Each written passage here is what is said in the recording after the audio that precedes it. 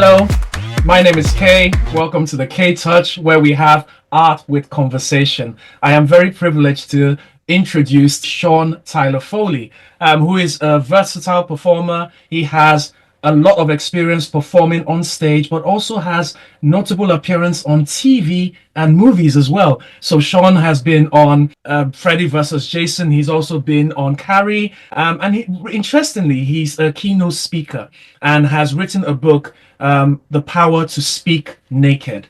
I have Sean here to really talk about public speaking. Welcome, Tyler. It's good to have you on my podcast today.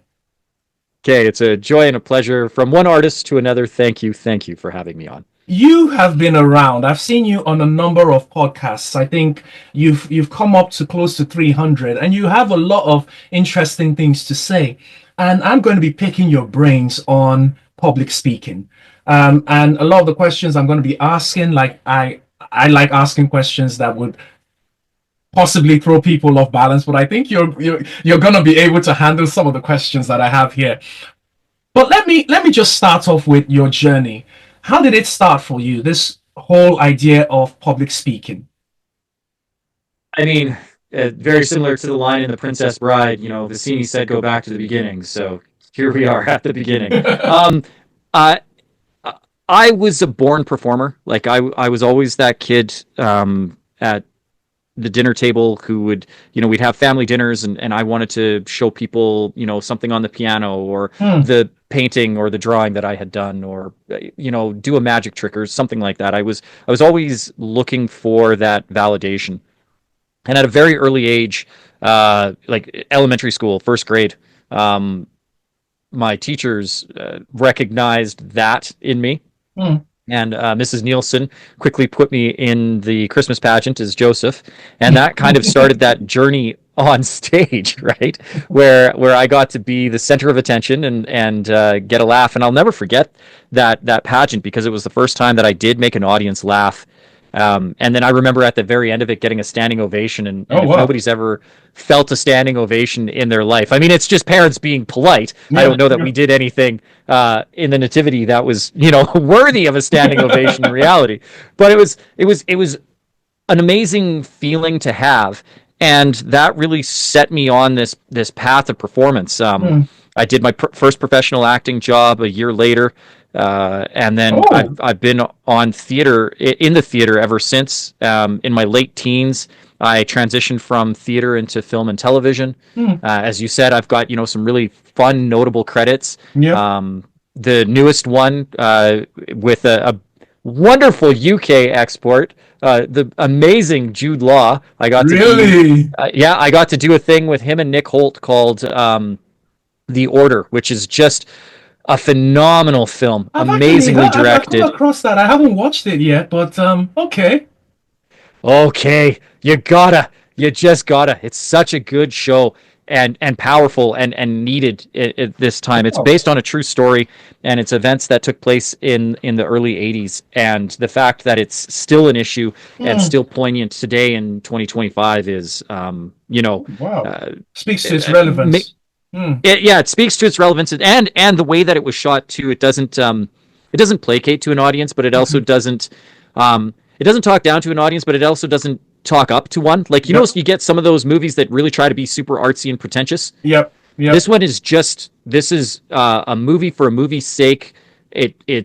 It does what it needs to and says what it needs to in a way that is accessible to most people. So I really, really, really enjoy the film. All right, I'll check my local cinema and see if it's still playing, or I'll look for it on streaming. Amazon. It's on Amazon. Okay, I'm gonna get it on Amazon. Okay, so that is you coming into public speaking. I'm quite impressed that you actually started going in professionally, right from when you were young. Looking at you right now, you actually exude a lot of confidence. I can literally feel it from the screen. Do you attribute that to so much time you spent on and off stage professionally, or is this something that you would say you were born to do? I think column A and column B. I think it's a little bit of nature, and I think it's a little bit of nurture. Being in the theater at an early age gave me the confidence to be on stage and to perform and to just be myself. Like that's one of the things. Being in the arts, you have the ability to express yourself while expressing other characters. Characters, You yep, know, yep, yep. it's amazing how really the art of acting is finding humanity within each character. Like really good villains are I good like villains that. not because they're bad, but because there is rationale behind what they're doing. However horrible it may be, Okay. they have reason and purpose and drive. And so finding those bits in ourselves of how you can connect to that character, even if it's the most heinous person on the planet. And I've played some really, really, really not nice people. But there's still parts of them that I still can connect with. Yeah. And so finding those bits of humanity and finding yourself, art particularly in performance art when you're acting, singing, dancing, allows you to find parts of yourself that maybe you didn't know, or express parts of yourself that maybe you're too afraid or too shy to do in any other setting. It allows you to be free because it's a fairly judgment free place. And so that allowed me to explore and be confident in who I am. But at the same time, I also grew up in a household, my mother was incredibly supportive. Yeah. And not pushy. Like this was a thing that I wanted to do. She was never a stage mom. In fact, my father passed away when I was 6, which was one of the reasons why I got into theater to begin with. Okay. And my mother really encouraged me to find my own path and do my own thing. But she wasn't that hovering stage mom. She wasn't that, we've got to do this and you've got to be at the audition. If I didn't want to go, I didn't go. And luckily for me, there was very few times where I didn't want to go because I absolutely loved doing what it. you were doing, yeah. Yeah. Well, that's and then, interesting. they say that it takes a village to raise a child. And when my dad passed away, my mom, became the sole breadwinner, and she worked in an accounting firm. And so she would work long hours, 12, 16-hour days were not uncommon for her to be putting in. And so we had a lot of people. My Aunt Terry, mom ended up taking on boarders and nannies, and we'd house people. At one point, I was living in the house. I was the only male figure inside of the house of 8 women. Wow. Even the cat and the dog were female. So that was, all of those things contributed to me being. If you want to find your voice, try being the second youngest human and the only male inside of that dynamic, and you have to find your voice very, very, very quickly. So that would be a nice motivation to right. So where does it lie? I think it's a little bit of both. A little bit of nature and a little bit of nurture. Right. So now you're here. You're a keynote speaker. You've done acting and all of that, but the keynotes. It's Are you saying you don't suffer from imposter syndrome? Is that not a thing for you? No, it is. It depends on the stage that I get onto. So you got to remember, and one of my philosophies and one of the things that I talk about in definitely my training courses, it's not currently in this edition of the book, but we have a revised edition of the book coming out in September that will discuss some of this. Oh, is that your book on the power to speak naked then?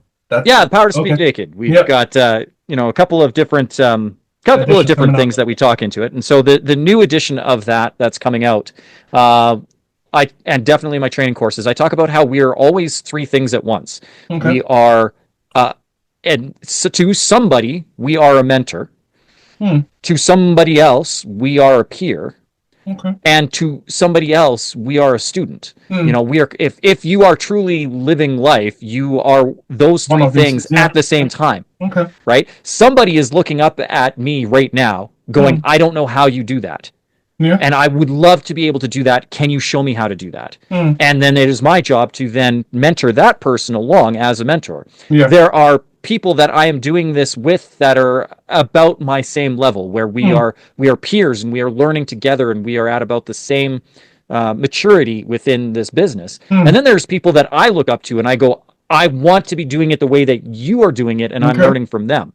But again, it's important to remember that we are all those things. So depending on the stage that I get on, if I get on, my local chamber of commerce, I have the confidence. I don't have imposter syndrome because I'm the expert and they've asked me to be there. I just spoke at the local Kinet club about week and a bit ago, Hmm. and was widely received, and it was on public speaking. And what was funny was the Connect Club was holding its speech competition, and I was one of the judges, and then they had me, because I was Hmm. there, deliver Okay. the keynote afterwards. Nice. So in that scenario, I am 100% confident. But the first time that I ever shared a stage with Tony Robbins Hmm. and Phil Town, let me tell you, I was looking at the promoter, and I was like, Salim, what am I doing here? I don't know that I belong in this company.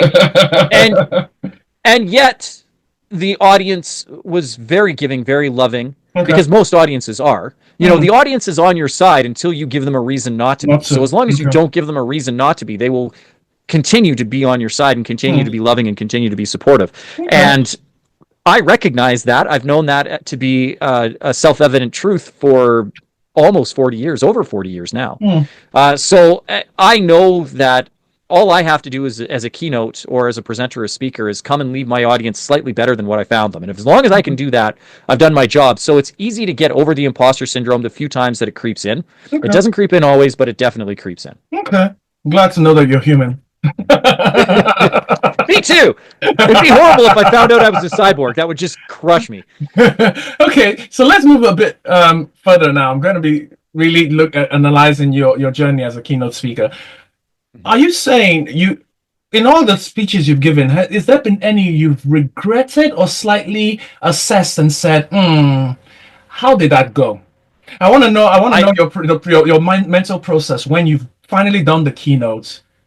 Oh, after every talk, I do a post-mortem of it. The Okay. things that went well and the things that didn't, things that I would change. It's constant evolution and improvement, because I've been public speaking now, like I said, over 40 years. So Okay. when I'm now into my 5th decade of public speaking, Wow. which You look just very blows young, my mind. actually. Well, thank you. I moisturize. I So love that. yeah, lots of water. I stay hydrated, and I put moisturizer on my face all the This is time. very healthy, very important.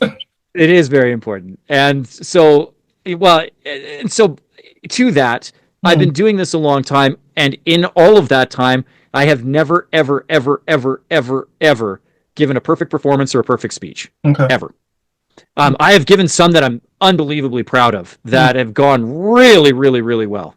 And I have given some that I knew that I needed to claw back before they were even done, because I just couldn't get off the stage fast enough, because I was bombing. But again, those bad ones are few and far between, and they're all learning experiences. So yes, I do a post-mortem after absolutely every speech, and know the ones that didn't go well, and work on strategies to make them so To that they make don't them happen better. again. Okay, that's really, really, really cool. So there's something I look at when I see a speaker on stage, and maybe you can help me with that. Sometimes, in an attempt to drive home a message, they have to share experiences, and a lot of those experiences are personal. Do you think that there's ever a thing as too much honesty on stage, and when does being vulnerable become oversharing? So, yes, there is. You can definitely overshare, Mm. And it's a fine line, because I know I'm working with an unbelievably good speaker right now. Like one of my clients right now that I'm working with has been public speaking almost as long as I have, Okay. and is well accomplished. Has spoke on amazing stages, but he wants to get better. He wants to take it to the next level, and so he's Okay. hired a coach, and I'm lucky enough to be that coach. Mm. He doesn't share enough. Okay. And me and him have had fights over this. He's like, but I talk about this time when my friend, got cancer and he died. And I talk about, this time that I was jealous of this other person, and how I was watching TV, and it came to realization. And I talk about how I sabotaged my own Olympic dreams. And of course these are personal. And I'm like, yeah, but you're guarded with that story. You're not, there's a really, really good speaker that I've worked with, Jared Morrison, says it better than I ever have. You can tell the truth without being honest. And I find that the speakers who hold back are doing that. But then there's the opposite of that, where, as you had pointed out, they overshare. They're giving you details that are just unnecessary, or unpleasant or awkward Mm. without recourse. Yeah. So And how do you and that's guard that. against that then? Well, I keep in mind one of the things that Les Brown taught me, and that is never tell a story without a point, but never make a point without a story. So, to what your Oh, initial interesting. question, Yeah, yeah. right? Your initial question is why do they do that? Hmm. And that's why, because one of the best ways for us as human beings, you got to remember, we as human beings have been communicating orally for millennia. Yeah. And the written word is fairly new, particularly to the masses. Like we've Hmm. had written script for thousands of years, but Yeah. it's always been the high and the God, elite, gatekeep. Yeah. Mm-hmm.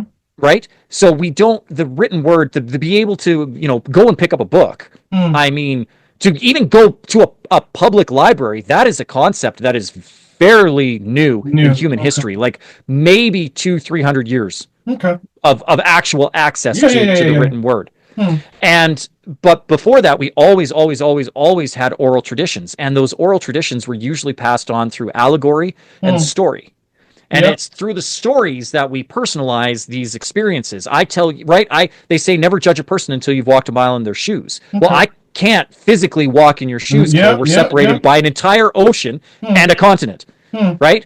Like Yeah. I'm on the west side of Mm-hmm. North America Mm. and you are in Britain. Yeah. Like I can't, right? Like we've got physical barriers between us. But if you tell me your story Hmm.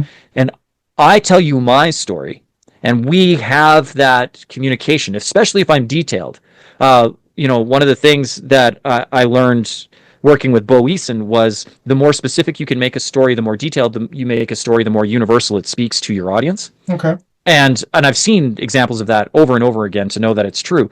But if you tell me your story and I tell you my story, we can metaphorically walk in In each each other's other's shoes, shoes. Hmm. especially if you're detailed in that story, because if I close my eyes, I can picture what you're seeing. Hmm. And if you are very good at telling that story, those details get filled in for me. What are you seeing? What are you hearing? What are you tasting? What are you smelling? What Yeah. do you feel? Right? You fill in the sensory experience for me so that as I'm literally walking on that journey with you, then when you tell me what the point of that story is, why you have told it to me, I start to gain that empathy and I start to gain that sympathy and I start to see the world from your viewpoint. I may not agree with it, but at least I can understand it because you have filled in the gaps, you've filled in the details that I need to understand your point of view. Okay. And again, we've been doing that for millennia, which is the whole reason why storytelling is so critical and so important as a skill for a public speaker. Yeah, yeah, okay. So basically, people should still, I think the whole guarding against oversharing, just trying to understand there's a statement you made about don't share unless there's a point to sharing. Yes. So you have to ask yourself, right? So again, it's Les Brown's quote, never tell a story without a point, never make a point without a story. Yep, yep, okay. Your Yep. story needs to be in service of the point that you're making. If you're just telling a story to tell the story, then it's a waste of gratuitous. time, isn't it? Yeah.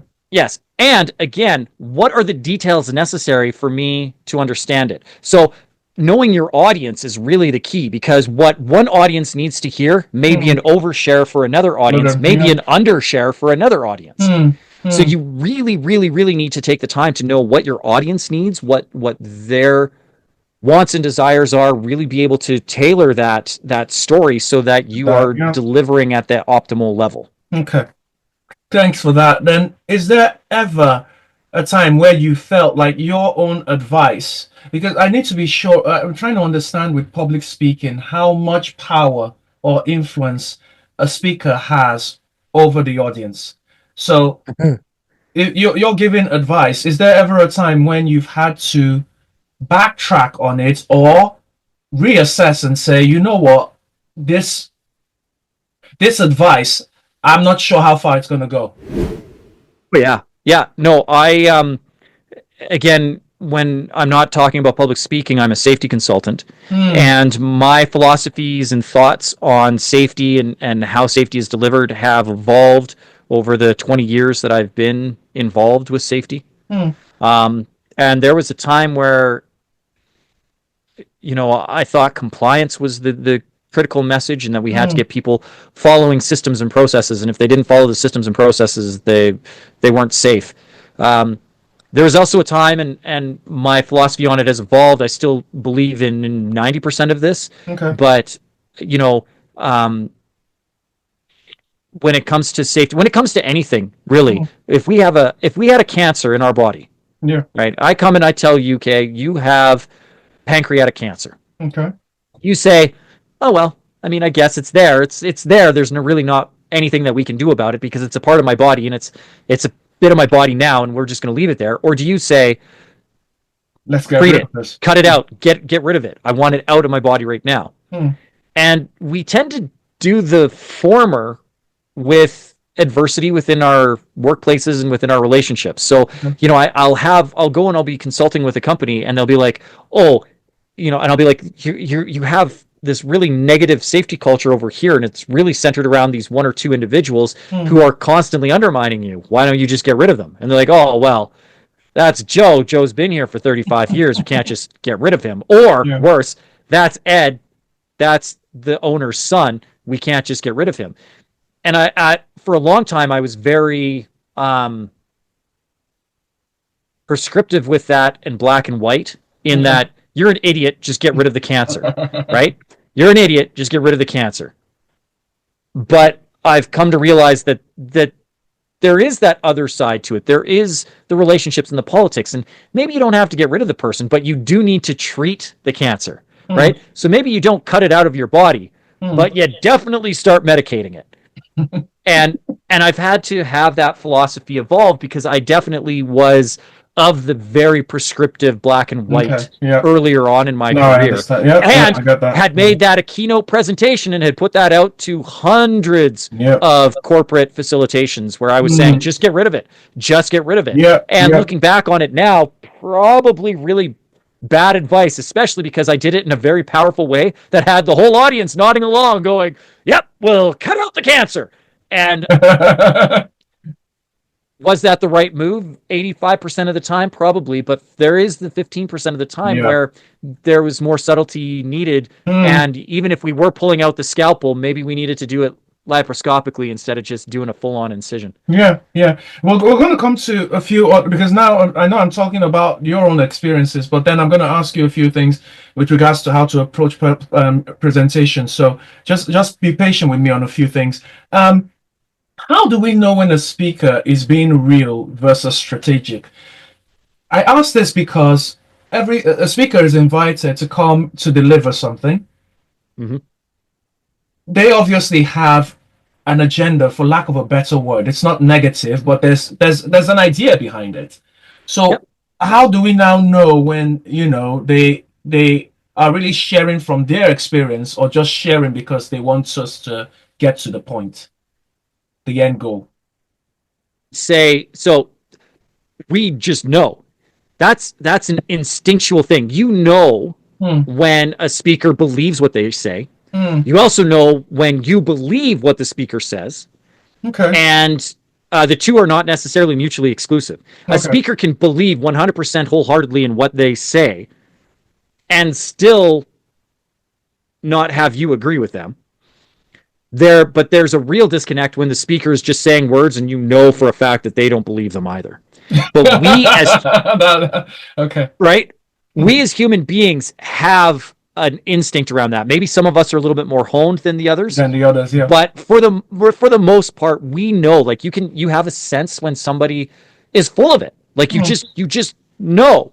Or if they don't believe what they're saying, or if they're saying it with if they're being guarded, or if there's an ulterior motive, or if there's anything isn't quite right, you get the sense. You may still go along with it, but you still get the sense. And a lot of that has to do with I can't prove this, but it is my opinion that I've done a lot of study. A good friend of mine, Brandy Sador, has gotten heavily into heart math, and there's a whole science around it and the connection between your brain is not the only organ in your body that has neurons. There's neurons in your heart. There's neurons in your stomach lining. When we talk about a gut feeling, that's a real thing. Like your stomach and your heart are actually thinking a little bit.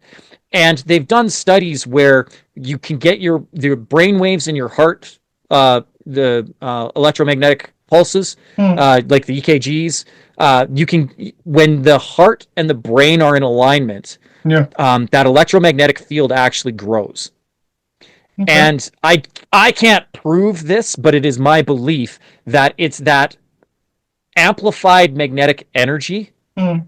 that we feel as human beings Okay. as Gut a feeling. sixth sense to when Yeah. somebody is being right. Because if somebody believes in what they're saying, if they've got their heart and their mind connected, you Mm. can feel it. It radiates through.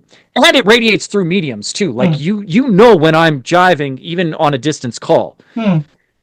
When we get that heart and brain in alignment, I have the ability to then tune your heart and brain into alignment. And as that sphere grows, that electromagnetic field that has an impact on other electromagnetic fields, right? Okay. There's sympathetic harmonies within the electromagnetic wavelength. And if we can get everybody in tuned, that's where, if you've ever been to just an incredible concert, Mm. right? Whether that's a rock concert, a jazz concert, a country concert, a philharmonic concert, whatever it is, music is one of those things that is a universal, particularly because it works on wavelengths. Mm. But if you've ever been to a really good one and you have an entire auditorium who just feels it all at once, because music has the ability to tune people in at to same rhythms. Okay. And if you've ever been and experienced that, you can do that speaking. It's a little bit harder because music, again, calms the mind, stills the heart, gets literally everybody at the same beat. Beef. But if you've ever been to one of those concerts where everybody erupted, or everybody felt the tingle on the back of their neck at the same time, and you literally feel it through the crowd, that's Mm. that heart mind connection really swelling, and that electromagnetic field growing. And you can measure it. Like they scientists can actually go and measure that, because human beings are basically just walking batteries. And you can measure that wavelength increase. Okay. And the opposite is true. If I'm saying something and your body's like, oh, this guy's full of shit, your heart is starting to do weird stuff. Your mind is starting to do stuff. That synchronicity goes off. That electromagnetic field shrinks, and Mm. that's what you can feel as when they talk about uncomfortable energy Yeah. in a room or in an Yeah. audience. And That's the the other vibe. thing is too, even if the people don't want to believe in the science part of it, and I strongly suggest any listener of the K Touch go and do a little bit of research into heart math. I am not the expert. My friend Brandy is. I'm just giving you some ideas, Yeah. Yeah. things Yeah. that Yeah. I've pieced together. Okay. But I can give you anecdotal evidence, and that is, have you ever walked into a room after somebody's had a fight, Yeah. but you didn't hear the fight? Yeah. But you You felt don't that know that something they was wrong. fought, Mm. but you walked in, you're like, ooh, that's janky. Yeah. Ooh, What's gone wrong? you Yeah. can feel it. Like the human body has this ability to alter its environment on a very molecular level, and on a spectrum level too, on the electromagnetic spectrum. And because we are, again, basically walking batteries, if we get hypercharged to an emotion, Mm. we literally input that emotion and then output that emotion into our environment. Okay. Okay. That's it, because I want to be sure you see, like you said, you listen to a speaker and you just want to be, you want to trust. That's the word. You want to trust where the speaker is coming from in order for the speaker's message to impact you the best way possible. Should a speaker, now this is an interesting one, should a speaker be held to the standards that they speak on? So you hear the story, Yes. you hear the talk about hear what I say or listen to what I say, but don't do what I do.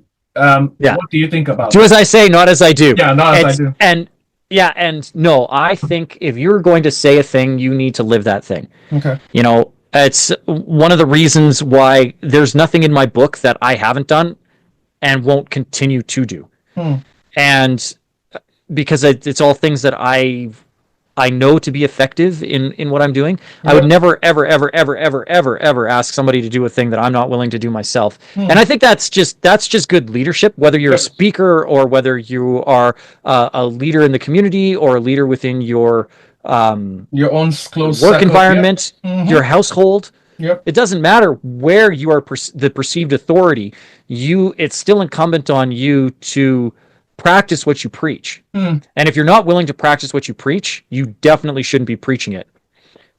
Because again, it comes to that heart math thing. You can do it. Like, make no mistake, there are hundreds, if not thousands, of speakers out there who are full of it. and who are doing things that are counter to what they're saying. What they practice in real life is not what they're saying on stage. But they tend to flame out really quick. They flame out because it's not sustainable. Because at some point somebody goes, that ain't right. That something ain't working here. Yeah. Okay. As long as you can be doing the things that you say, and first of all, it makes it so much easier as a speaker because there's no contradiction in your messaging. And then you can, and the other thing is too, like the best speakers are the ones who, as you'd pointed out, share anecdotal evidence from their own lives. This is my story. This is my experience. This is what I have learned through these trial and error. This is what I think to be true. It's so much easier to remember that if you're not full of it, right? As soon as you start trying to pull in other sources that you really don't know what you're talking about, or you're telling people to go do a thing that you wouldn't do yourself, that's when everything goes off the rails. Yeah. Okay, I'm gonna jump straight into the book. I mean, this is for me, all we've had in this conversation so far is more like a pre-conversation before the actual conversation. So I know in your book you've talked about how essential it is to be naked in your approach and your truth, and this is really important for career advancement, negotiating salary increases. It even helps with your social standing. For instance, it's a good way of having conversation and getting to know people. One of the things you say is people should just drop the notes, ditch the notes, drop the slides, and just speak. Isn't that a recipe for disaster? Depends on how well you've prepared. So the problem is most people prepare wrong. And they spend their whole time trying to memorize that slideshow or this entire block of text. Yeah. Right? And I mean, as an actor, that was my job for a long time, was to memorize text. But I didn't memorize the whole play. I memorized my lines, and then I memorized my lead-in lines. And eventually, over the course of months and months of rehearsal, if I was doing theater, because I didn't have that luxury if I was doing film and TV. But if I'm doing theater, you rehearse for a few months, and you maybe start to know the flow of the scene, and you start to know the other lines, and you know 3 or 4 before you, or maybe you've done it so many times, it's a recurring role for you, that you can go through the whole play and almost do it note for note for note. But that takes years and years and years and years. And what ends up happening is these people have a week, 2, 3 to prepare a presentation, and they want to memorize the whole thing. I'm going to memorize 30 minutes. I don't do 30-minute monologues. I would defy you to find a 30-minute monologue anywhere in film and television. You know, even when you see those comedy specials, those comedy specials, they don't learn those jokes note for note for note. Okay. They learn story arcs and beats. And some of the really, really, really good ones, like Mike Birbiglia, might create a one-man stage presentation, one-man show, where it's more artistic and there's a little bit more lighting and there's blocking that goes with it and props. But those are still only an hour long. And again, I would be willing to bet that the whole thing is not actually memorized, and what is memorized has taken months, if not years, to do. So most people spend this whole time trying to memorize a script, and it's not the right way to go. What you should be worried about is, what are the key concepts that I have to get through?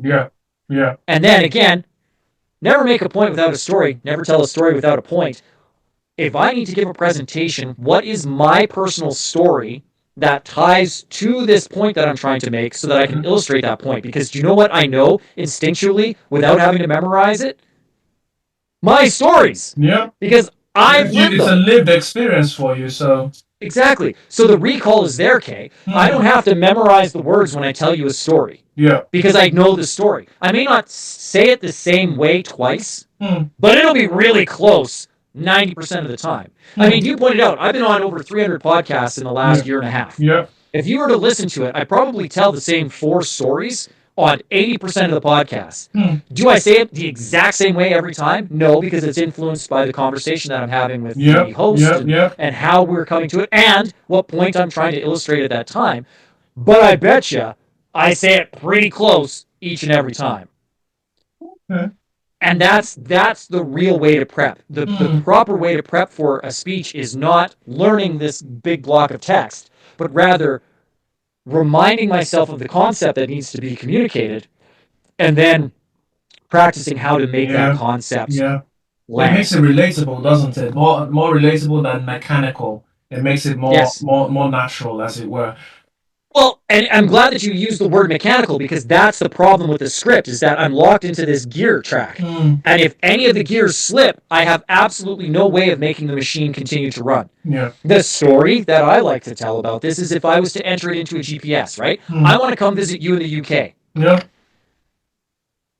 If I tell a story, if I have a story framework of knowing that I need to the journey that I need to take us on is travel us from here in Calgary to you in the UK. Yeah. If I give myself the freedom of a story framework, now I can choose my method of travel. I could go to the airport and I can hop on a direct Air Canada flight and take 015 from Calgary to London Heathrow. Yeah. Or maybe I have a snowstorm, right? If I've memorized it, yeah, if I've memorized a script, I'm locked into flight 015. True. But if I have a story framework, I can go, well, you know what? I can't get to the airport, but I have a perfectly good truck, and I can drive to Toronto. Then I can get on a plane from Toronto. I can't get all the way to the UK because of something in Toronto went mechanical, so maybe I'll fly to Halifax, and I can get on a boat in Halifax. Yeah. Maybe I can make it over to Wales, and maybe I detour through Wrexham on my way to London. And then you're not in London anymore, you're down in Surrey, so now I got to get down to Surrey, but it's okay because I was able to, hitch a ride with the lorry and make it there, right? Like, I have the ability and the freedom to pivot if I know a general story framework, which I don't have if I'm locked into this PowerPoint presentation and this very demanding script that goes with it. Yeah, good point with that one. Yeah, so I see what you meant by that. I just needed some understanding, a bit more understanding on it. But again, on your book, what do you think about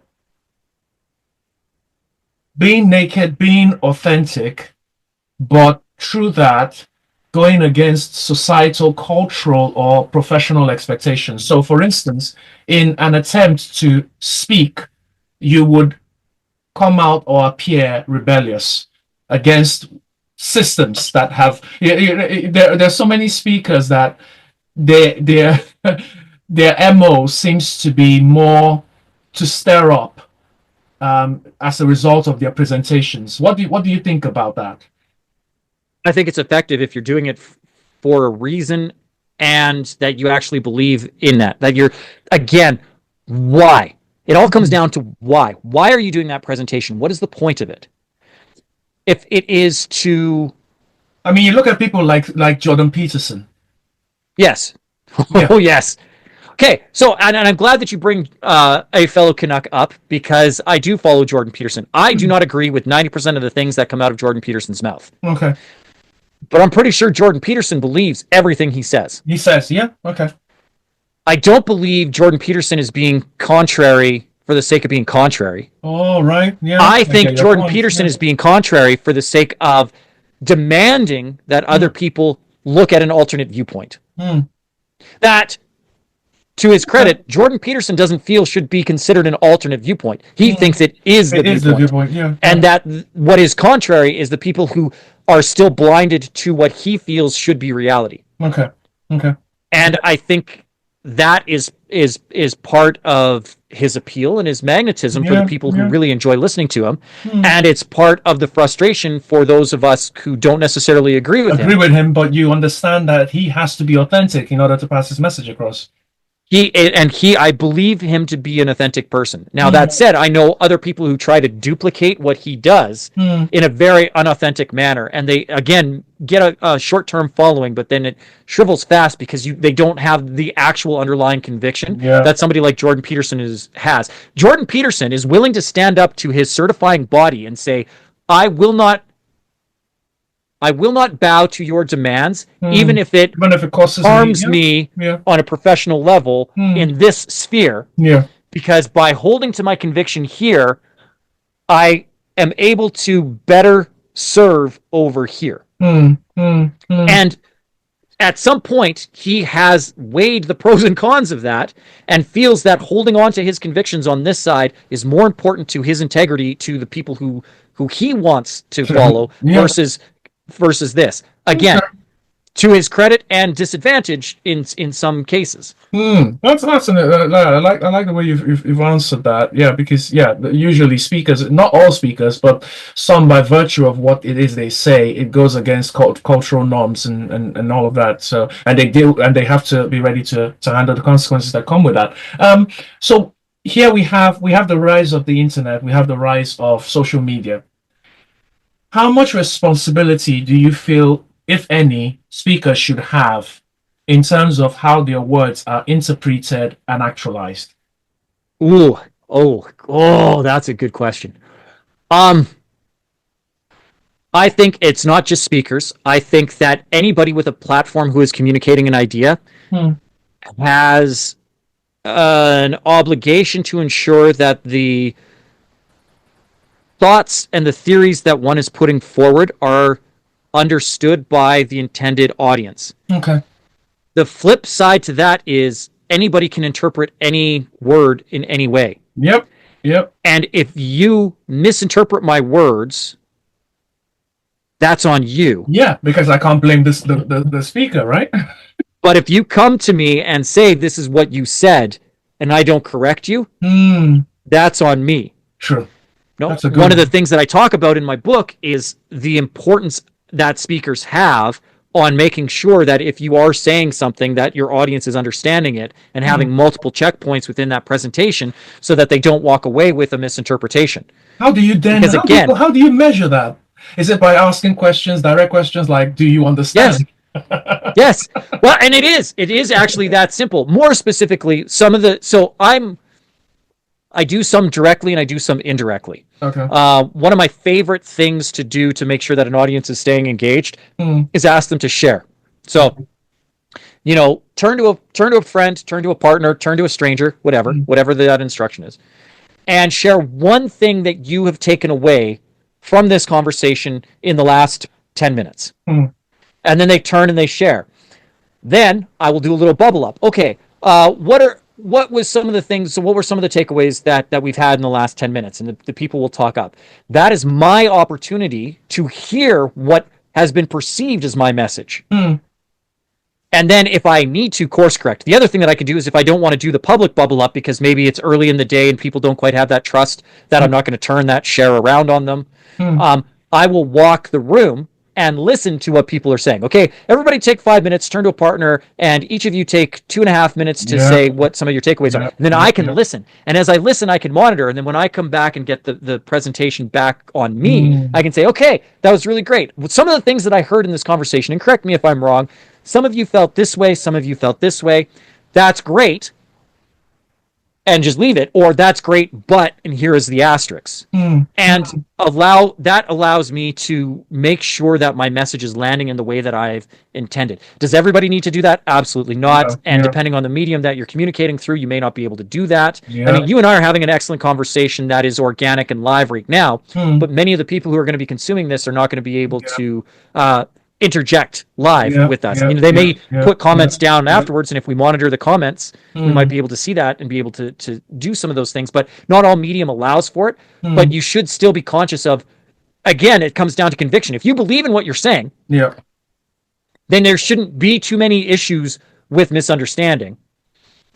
Making sure that you are continually checking your message when you can so that there isn't misinterpretation, and then honing and refining your message as you start to do that. One of the things that I had to course correct, for the longest time, I told people the thing you're afraid to say is what your ideal audience needs to hear. Okay. It's a philosophy I still stand by. But what most people were hearing when I was initially phrasing that idea and concept was, tell the world your deepest, darkest secret and everything will be fine. Not the case. Not the case. But that's what people heard. And I had to be very careful that the thing that you covet, like, it may be your deepest, darkest secret, but I'm not saying to share that with the world. I'm not saying to put that on a YouTube video and hit send. What I'm saying is, the person who is viewed as a leader in society is not necessarily the bravest or the smartest, but it is the person who speaks first. And a perfect example of this is anybody who's ever gone through any form of educational system where you were provided an exam by an instructor or a teacher or a facilitator that had a mistake on it. And everybody in the room got to question 7, and they were like, I don't get it. I don't get it. But nobody said a thing. Anything, yeah. Until finally, somebody gets brave, and Kay puts up his hand, and he goes, Mr. Foley, question 8 here. The question is 2 plus 2 equals, and it's 4 multiple choice questions. We have 2, 3, 5, and 6. Now, I'm pretty sure 2 plus 2 is 4, but that isn't an option. Yeah. And then Mr. Foley looks at it and goes, oh, okay, sorry. I must have made a typo when I was typing this. It should be 2, 3, 4, and 5. Okay. The correct answer on my answer key is C. So if everybody puts C, even though 5 is wrong, I know that, just put C. But what happens when you are the brave one to stand up and say that, Kay? You're the one that people look up to as being, you know. Because what happens? Everybody in the class goes, instantly after you say that and the correction comes through, what do they all do? Somebody else goes, oh, I was worried about that too. I didn't get it. I was just going to go ACDC, BCDC, right? Like all of a sudden, everybody else starts speaking up. Yeah. But you are the one that was the leader because you were the one that said it first. And that's usually where leadership comes from. It's the people who are willing to speak up first. So when I say that thing you're afraid to say, it's not necessarily your deepest, darkest secret, but it's the thing that's ringing in the back of your head that you're like, that's not right. That's not right. And maybe everybody else is saying, no, it's okay, it's okay, it's okay, it's okay, it's okay. But you're the Jordan Peterson in the room going, no, it isn't. Yeah. And you stand up and speak. Now, half of the class, 3/4 of the class, 90% of the class may all turn around at you and say, no. But there's going to be a couple people who are like, oh, I'm so glad you feel that way. I thought the same thing. Yeah. Your ideal audience is not the people who disagree. Your ideal audience are the people who are so grateful and so thankful that you said it first, that they want to know more about what you have to say. That's an interest. I never heard that said before. Your ideal audience are the ones who would actually seek more from you and be more interested. Yeah. Okay. All right. I'll chew on that for a while. Talking a bit more, I'm sorry, I know I'm going a bit into this whole controversial aspect of public speaking, but bear with me a bit.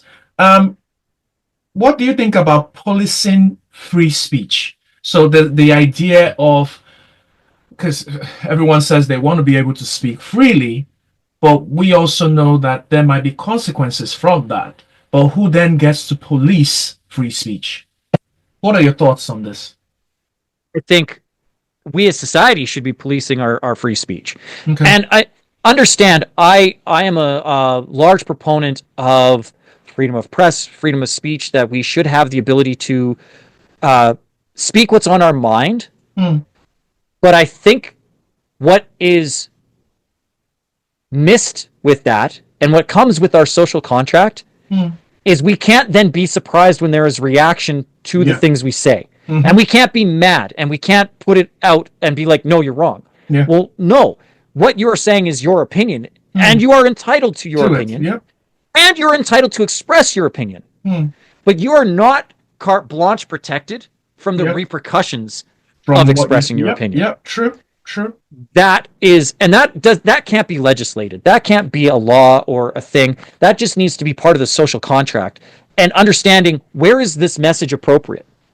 Because frankly, you should have the freedom of expression and the freedom of speech and the ability to make what you feel is art, or make what you feel is a poignant statement, or defend a point of view that you feel is being crushed. Yep. But at the same time, you have the moral responsibility to be aware of where you are placing that messaging. Yeah. I, by nature, am a nudist. I do not like wearing clothes. I would rather be. I joke that the power to speak naked, right? I've legitimately done a keynote presentation without any of my clothes on once for charity, and I didn't feel awkward doing it. The audience felt awkward. Oh man, did they? After about 5 minutes of it, I gave them relief, and I stood behind a podium, which is something I very, very rarely do. But like, I would be naked. But there's a social contract. I can't show up on your podcast right now, Kay, and be like, hey, and then I can't turn around and be like, but this is who I am. This is my authentic self. Yeah. Even though it is, my purest form of my expression is me without clothes on, I still have a social and moral contract with you to not show up in that way without some kind of permission and barrier. Yeah. And I think people forget that part. Okay. That, right, with great freedoms come great responsibilities. And these, if you don't take the responsibility side, yeah, you can't have the freedom side. You can't have the freedom side. Okay. Yeah. Yeah. Yeah. That's a good way of seeing it. Being real, I agree, is a good policy. But how do you then reconcile being real with the audience's expectation of a polished version of the truth? So sometimes in being real, it might be messy. There are areas that may not necessarily have the polish, but then you have to deliver it in a way that the audience can digest it. Does my question make any sense? It does, but I also think that it's a flawed premise. I don't think the two are mutually exclusive. Okay. I know what you mean. Like if I off the cuff share a story that I haven't prepped, it won't come across in a tailored and professional, or it may not come across in a polished manner. Polished manner, yeah. But that doesn't make it less real. Less true. Okay. And just because it's real doesn't mean that it can't be polished. Like I am not holding back. This is an unrehearsed conversation that you and I are having. Yeah. Many of the concepts that I'm discussing, I have rehearsed before, and therefore they are more polished than some of the other stuff that I've discussed. But I would say that everything that I have presented to you today, I've presented in a professional manner. Yeah. And has a professional polish to it, even though a lot of what you're asking is unprompted, unscripted, and I'm having to form my opinion on the fly, or not necessarily form the opinion on the fly, but express what my viewpoint is on the fly in an unrehearsed and unpracticed manner. It's still professional. It's still professional, but that speaks a lot to your experience in speaking, because then you already have some understanding of how to present an answer in a way that's... Counterpoint, does it speak to my experience as a speaker, or does it speak to me being very grounded in my opinions and who I am, and having an inner strength and willingness to say a thing and then back it up?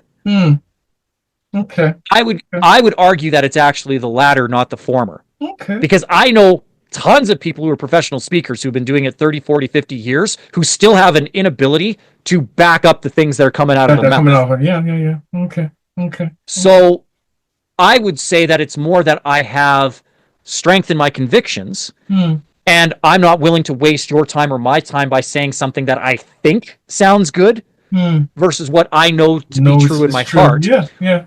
Recognizing that it is my opinion and not fact. My truth, it can be true to me without being fact. Yeah.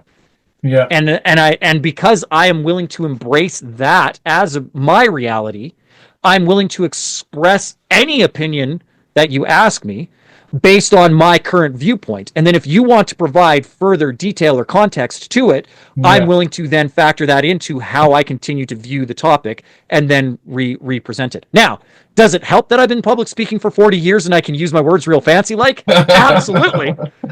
But I would argue that it's the strength and conviction in what I'm saying versus how I'm saying it that has the larger impact. Okay. Well, Sean, thank you. You've been an amazing guest. That's my summary of this conversation, and we are coming close to the end of it. And I'd like to, before I ask you for a last word, usually just share what I've been working on. So this is an art podcast. So while you were speaking, you must have noticed that I was looking down at something. It wasn't me ignoring you. I was basically working on the art. So I was trying to make some representation of you. Oh, I'm excited for this. So I excited, don't, Kay. I don't think you're going to be impressed. But in the time we were Oh, I am. speaking, I in the love time it. I look like DB Cooper. Oh, that's awesome. Do you know who DB Cooper is? no, I'm not familiar with the. DB Cooper is like this famous hijacker from the late 70s, early 80s. He got away with $200,000 in cash over Oregon. And the composite sketch looks like that. If you would put sunglasses on me, I look like DB Cooper. That's the greatest thing I've ever seen ever. Oh, I'm so in love with that. Oh my That's God. beautiful. I need that. You need to send that No, to me. you're definitely getting this as a way of thanking my guests. I usually send them the original copy of what it is that I've made, so I can't wait to get it across to you. I'm so thrilled. I'm going to frame it. I'm going to send you a picture of it framed. I'm putting it in my office.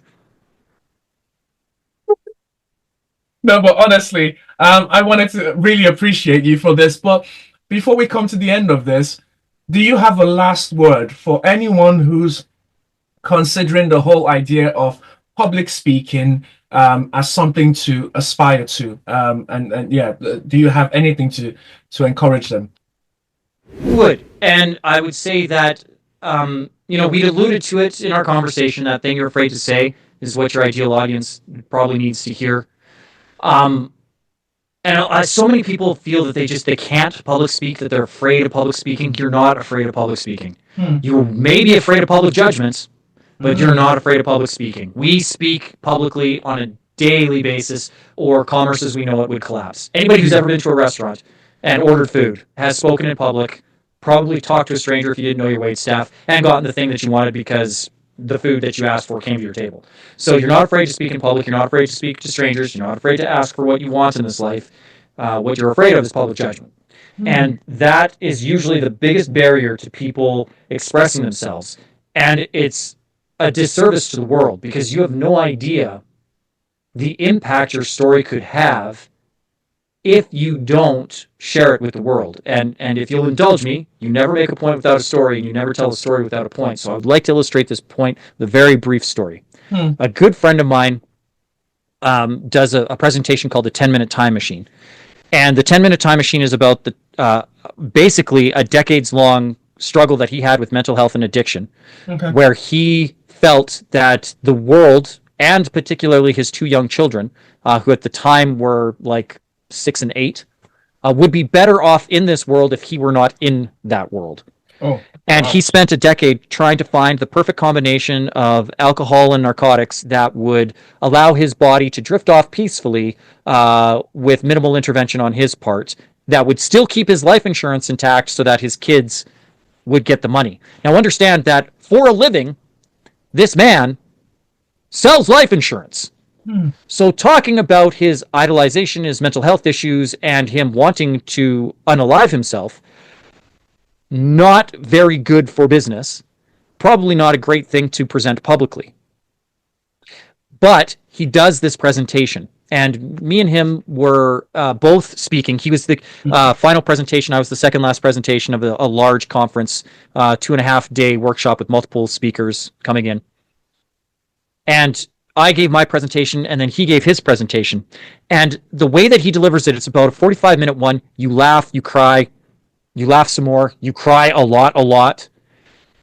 It's a heavy topic, but he does it with grace and beauty because it is his story. He tells his story, his viewpoint, why he thought that way, where he was. And then at the end, he says why he doesn't feel that way anymore.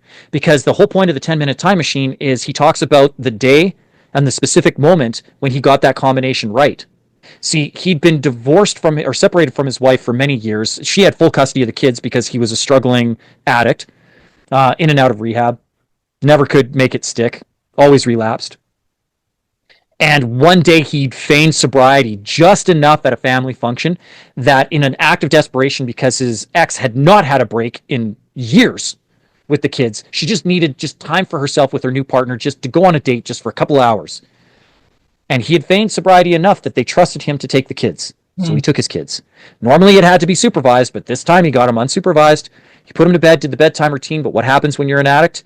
You get locked into the habit. And he went to bed and he woke up and he forgot the kids were there and he got into his little habit and his routine.